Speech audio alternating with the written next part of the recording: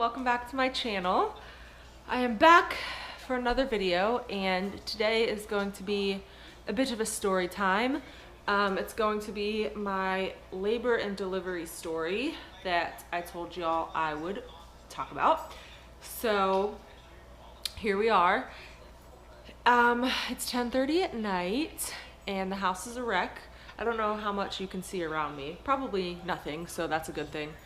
The living room is still a disaster from the babies. The kitchen is a total train wreck, but I wanted to film this first because I knew if I started cleaning, I wouldn't be able to stop, and then when I did stop, I'd be tired, and then I wouldn't want to film this video, and I really wanted to film this video. So, we gonna do it. I'm gonna try my best to remember everything.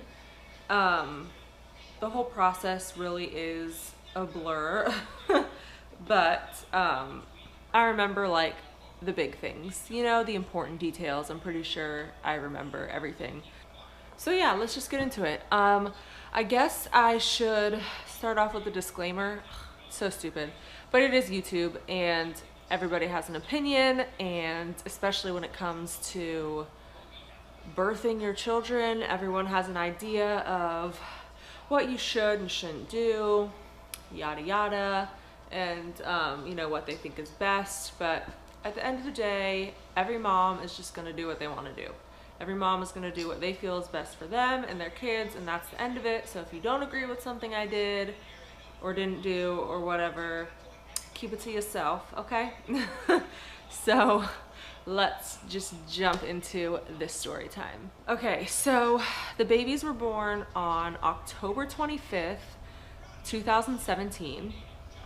But the day before that, the 24th, I actually had a doctor's appointment, just another checkup.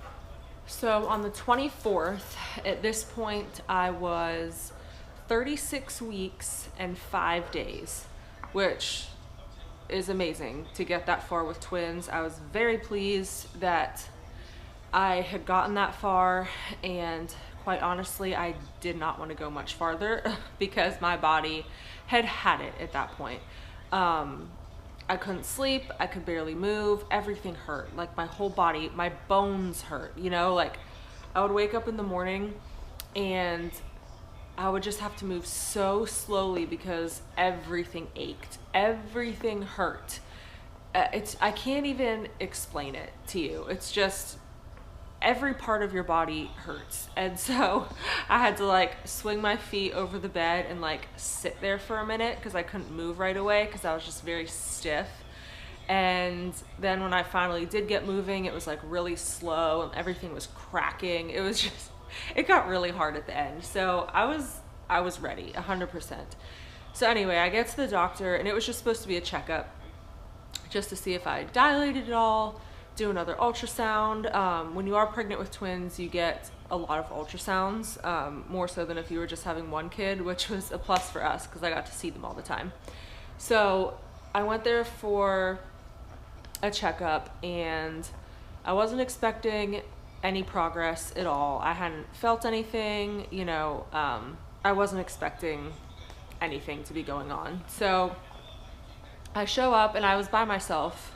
I told John to stay home because I was like, it's just gonna be a checkup, like no big deal. It was early in the morning. I'm like, I can go by myself. He had been to every single other appointment, and I was just like, yeah, it's no big deal, stay home. So I get there and he checked me and I had not dilated. It was like half a centimeter or like 1 centimeter dilated. It wasn't anything significant, but the big change that did happen at this appointment is my blood pressure went up. My blood pressure had been great the whole pregnancy, which I'm so grateful for. It was really, really a smooth pregnancy. And so to see that my blood pressure had gone up was a bit concerning for him. So he decided that he was gonna send me over to the hospital, which is literally attached to the doctor's office. The buildings are just connected by like a little awning, so you just have to walk across the street. He decided that he wanted to send me to triage. And he was like, I'm pretty sure if your blood pressure stays high, they're gonna wanna keep you overnight and we'll probably be inducing you tomorrow. And I was like, holy crap, like I came here for a checkup and now waddling my ass across the street to triage to like get checked in at the hospital. Like, this is crazy. So luckily I already had my bag packed at home, but I texted John, let him know everything that was going on. So I get myself over to the hospital, get checked in. They continue checking my blood pressure. It's still high, so they put me on some meds to lower it down. And they decide that they just want to admit me and stay overnight, just like the doctor said. So before I know it, I'm in a hospital bed. I have my IV, I'm taking my blood pressure medicine, and they're like getting me prepped to stay the night. And I'm like, I was totally unprepared because I was not expecting anything to happen. So there's not too much to talk about in regards to that first night. Like I said, they just kept me on blood pressure medication. They kept monitoring me and the babies every 3 hours. You know, they hooked me up, all the straps and everything, to all the machines to track their heart rates and everything. And I just chilled for the night, basically. It was a very surreal night, and my mom and my grandma came by that night to bring me dinner because hospital food is just atrocious. And after they left, I just like broke down crying because it just hit me, you know, that holy crap, I'm literally having my babies tomorrow. It was insane. So my blood pressure, you know, went down and everything was fine as long as I was taking those meds. So that was good. And, you know, they just decided they wanted to induce because I was getting like, I had like mild preeclampsia at this point, and the whole pregnancy had been so smooth. So it's like, why wait until something goes wrong? You know what I mean? We were far enough in the pregnancy that he was comfortable delivering them at this point, and we just decided that was the best thing to do. And I was totally okay with that. I know a lot of women don't want to be induced, but quite frankly, I didn't care. As long as they were healthy, you know, like, what's the difference how they come out? You know, it is what it is. So I was totally fine with that. So the next day rolls around and things happened so quickly, so quickly. The whole day honestly just flew by. It was such a blur. I woke up at like 7, I think, because the nurses were back in to check the heart rates and blood pressure and everything like that. The doctor came in to see me at like 8 or 9 o'clock. I can't really remember. And he checked me, and I think I dilated maybe 1 more centimeter. So I was like 1.5, 2 centimeters at this point. And then they broke my water. I was like, okay, we're doing the damn thing. So at 9 a.m., that was it. Like, we got the ball rolling. I was like, y'all aren't wasting any time, are you? And they're like, no, we're getting those babies out today. I was like, okay. So at 9 a.m., they broke my water. And then an hour later, they came back in to start me on my Pitocin. Now, my contractions up until this point were so mild. Like, they were showing up on the machine, like they could see them on the monitor, but I couldn't feel them. They were just very subtle. And then as soon as they broke my water, I started to feel like a little bit crampy, you know, like period cramps, like nothing major. And then once they gave me the Pitocin, it came on really fast. So I immediately start feeling my contractions more and more. It got to the point where like I was having to breathe through them, and I couldn't talk through them anymore. And I'm like, okay, this is getting really real. Like, they would come on and I just had to like breathe, you know? And they started to get really strong. And and I was lucky enough to have back labor. Now, if any of you have had kids and you had back labor, then you know my pain. It was unbearable, like, honest to God. And the way the nurse explained this to me was, if you're having like abdominal contractions, like normal contractions, I guess, you get a break in between. Like, there is a period of time, even if it's like 30 seconds, where you get a break and you can catch your breath and, you know, relax your muscles and just kind of like breathe in between contractions. But with back labor, you don't get a break. There is no break whatsoever. It is a constant tension and just throbbing. Throbbing isn't even the right word because that's not like severe enough. But it's just this constant pain and tension in your back that never releases. So that was really hard to get through. And I had both of the nurses there helping me breathe and just like walking me through each contraction. Just a quick shout out to all you labor and delivery nurses. You are honestly a gift from God. Like, I couldn't have gotten through that day or the delivery or anything without them. They saved my life. So I had to deal with the contractions for about 2 hours, which in hindsight is not long, but for me it felt like forever. So around noon, one of the nurses walks in and she lets me know that I can get my epidural at this time. So she's like, do you want it? And I was like, whenever they're effing ready. Except I like actually said the F word. I was like, get her in here now. Like, I need it. So she's like, okay. So she leaves and comes back with the anesthesiologist. And I will tell you, my whole pregnancy, I was like dreading the epidural. Like, I think it scares most people. I mean, how could it not? You know what I mean? It's a big needle going into your spine. Like, it's a big deal.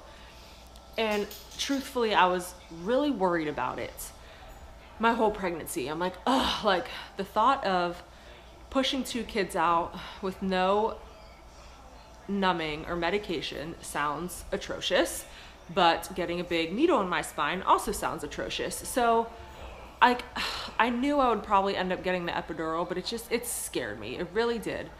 But let me tell you, when it came time to actually get it, and when I was going through the pain of those contractions, all of my fear disappeared. I could not wait for that epidural. It's just so crazy how you shift, you know?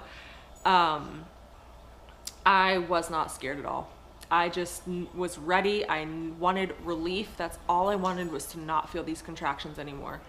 So she comes in and I have to hang my feet over the side of the bed and kind of like arch my back. They told me to like kind of arch it like a cat or whatever. So I'm trying to do this while going through back labor that is just excruciating. Like, I wanted to cry. I don't think I did cry.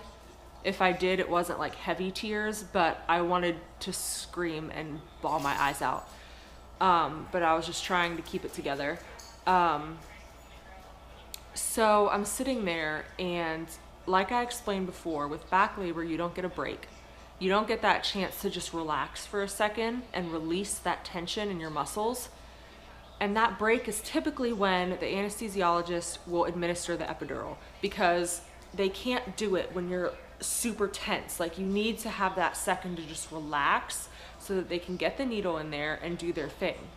So because I couldn't relax, it was so hard for her to administer the epidural. And she actually had to do it twice. So the first time she got it in and it wasn't right. So she had to take it out and do it again. And remember that, because it ties in to my post-delivery part of this story. So I'm laying there, she's giving me the epidural, and you know, she was wonderful. She walked me through, you know, before she did anything, she would let me know. She's like, okay, this is gonna pinch, you're gonna feel this, I'm gonna do that. And it was so crazy because every time she said, okay, this is gonna hurt, or okay, you'll feel a little bit of stinging here, I would prepare myself. Sorry, my nose is itchy. I would prepare myself for pain, and I felt nothing. Like, compared to the contractions, the epidural felt like a little kitten, like scratching my back like that. It felt like nothing. I was like, it doesn't hurt at all. Like, the only thing that's hurting me right now are these contractions. So I was honestly grateful for that, I guess, because it just completely covered up the pain of the epidural. And I honestly couldn't tell you how long it took. It took a while. Maybe 10-15 minutes she was in there. Don't quote me on that, but it was a decent amount of time because like I said, she had to do it twice and I just could not relax to save my life. So she finally got the medicine going and the relief was instant.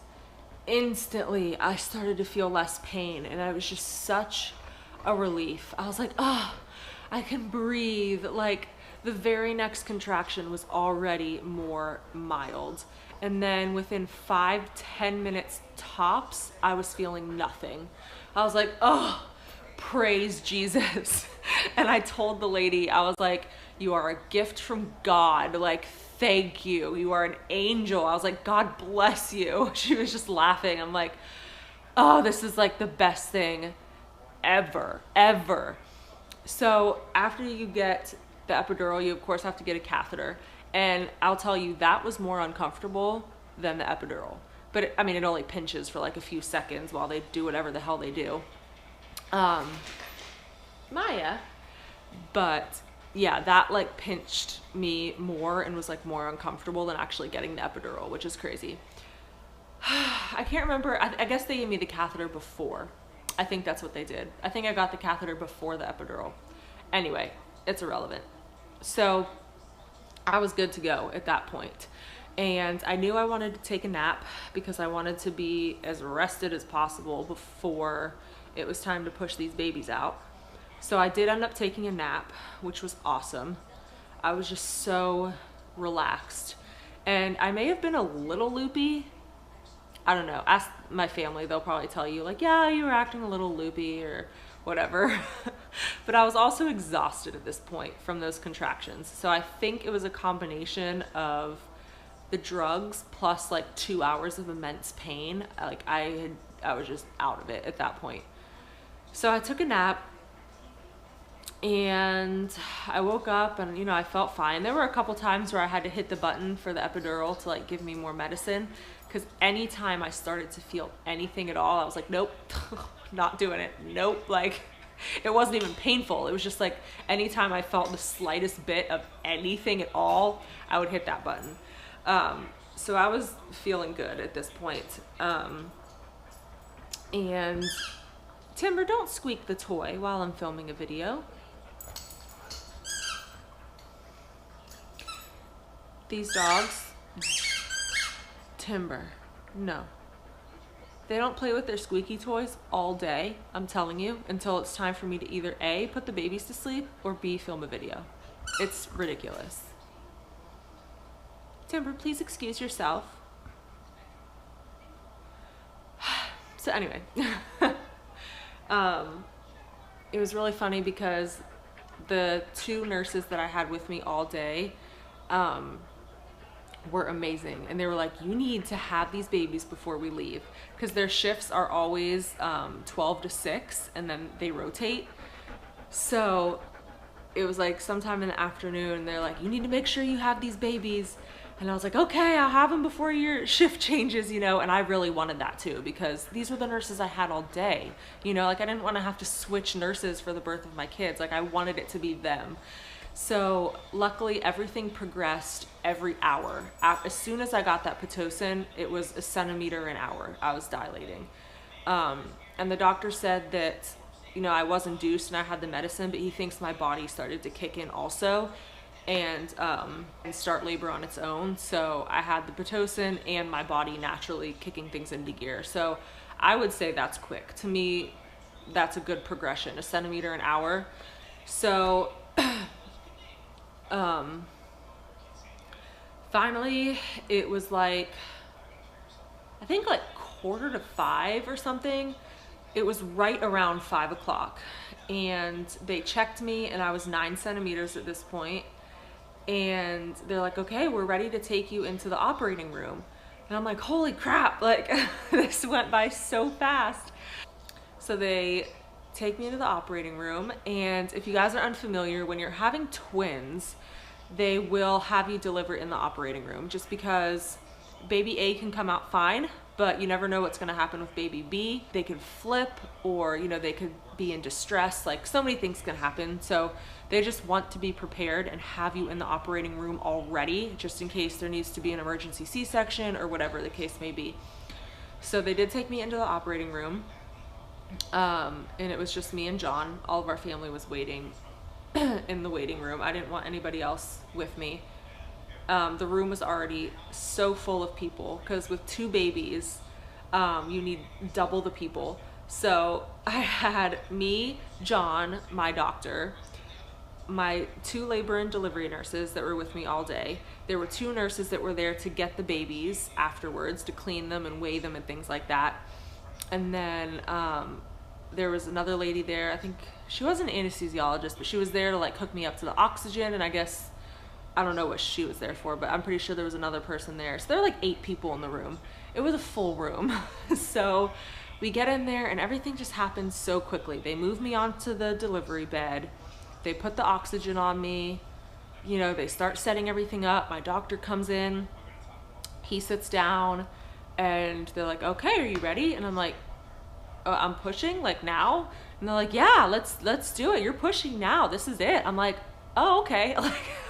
And my doctor was like, can you feel your contractions at all? And I was like, barely. Like, honestly, no, I can't. He's like, okay. So luckily they're there to like walk you through everything, because you have to push with your contractions, but I couldn't even feel my contractions. So they told me when to push, how long to push, when to stop, yada yada. And so it's still like right around 5 o'clock. It took maybe 10 minutes for them to like set up and get ready and for me to start pushing. Like, it all happened so quickly. So I start pushing, and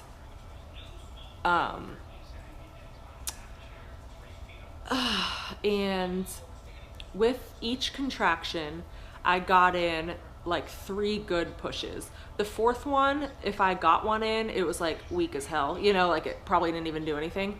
So I would say I got like 3 solid pushes with each contraction. So after 3 or 4 contractions, William was out. I pushed for maybe 5 minutes. It was not long at all. And he was born at 5:07 p.m. And then the nurses were fantastic. They were like pushing on my belly, and they were keeping Emma in position so that she wouldn't flip. It's amazing what they can do. It was crazy. They were just like maneuvering her like where she needed to go so that she would like come right out with no problems. And that's exactly what happened. Again, it was like 3 or 4 contractions later, Emma was out 5 minutes later at 5:12 p.m. And that was it. I had my babies. Like, so crazy. They got cleaned up and weighed and everything, and then they were right on my chest, which is so amazing. And John got to cut the cord for both of them, and it was just a very surreal, insane moment. I can't even, it's like an out-of-body experience, honestly. Like, I was very present and very aware of what was going on, but it's such a surreal thing. Like, you almost can't believe what you just did. Like, I just pushed 2 babies out my hoo-ha, y'all. Like, that's crazy. I don't know. So I did tear a little bit. I don't know if this is TMI, but you are watching a labor and delivery video, so probably not. I did tear a little bit, but he said it was minor. He's like, especially for 2 kids, like, this is not a big major tear at all. So he's like, I'm just gonna stitch you up. I'm like, okay. And it pinched a little bit, but it took him like 5 seconds. And at this point, your adrenaline is through the roof. You're holding your babies at this point. Like, you don't even care what the hell's going on down there. I was just like, whatever, you know, like, I have my babies. That's all I care about. Do what you got to do. So he stitched me up and got everything cleaned up, and that was it. They wheeled me back into the recovery room with the babies on my chest, and it was just awesome. They were both perfectly healthy and happy, and you know, they cried when they came out, and then after that they were just sleeping on my chest, you know. It's just so crazy to think back on that. I don't know. So I think Emma was 5 pounds 8 ounces, 5'8". I have their little birth cards that have the time and their weight and everything. I believe Emma was 5'8" and William was 6'13". So it sounds really tiny, and it was tiny, Emma especially, she was little, but it was a healthy weight for twins. They were definitely healthy and nice and pink, and they had like very, very minor jaundice, not even to the point where they had to go under the blue light or anything. They were great. So that is the first part of this story. And now there is a whole other part of this story where I talk about after delivery, which is where, honestly, after delivery was the hard part for me. I would say the whole day of labor and pushing out the kids, that was the easy part. But what I had to go through after was really hard on me. So this video is already 30 minutes. I've been blabbing, so I think this is gonna be a two-parter. That's the first half of the story, and then I'm gonna give you the second half, and I'll see what happens when I start editing this. Like if I can, I don't know, I probably won't be able to cut too much out, but if I can cut it down to where I can fit it together, I'll do that, but I'm not gonna put up an hour-long video. So I'm going to pause here, stop the camera, and then I'm gonna start up and do part 2. So hang on.